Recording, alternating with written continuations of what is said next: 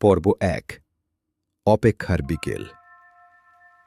বিকেলের আকাশটা আজ একটু বেশি নীল মনে হচ্ছে। ছেলেটা নদীর পাড়ে এসে বসে আছে। নদীর পানি খুব ধীরে বইছে, যেন সময়টাকেও নিজের সাথে টেনে নিচ্ছে।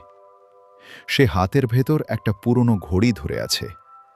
ঘড়িটা আর চলে না, তবু সে প্রতিদিন ঘড়িটার কাঁটা ঠিক করে বসে থাকে, কারণ এই ঘড়িটা মেয়েটা তাকে দিয়েছিল।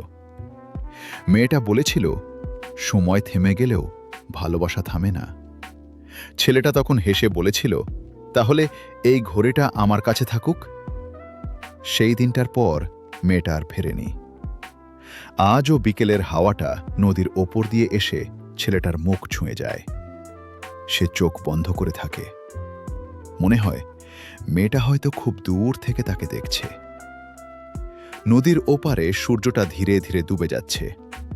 ছেলেটা ফিসফিস করে বলল, আমি এখনো অপেক্ষা করছি। রাত নামলে শহরটা অনেক নীরব হয়ে যায়। ছেলেটা টেবিলে ল্যাম্প জ্বালিয়ে বসে আছে। টেবিলের ওপর একটা সাদা খাম রাখা।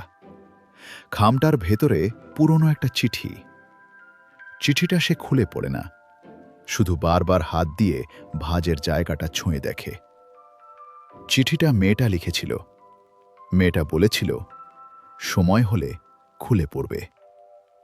কিন্তু সময় কখন হবে ছেলেটা জানে না।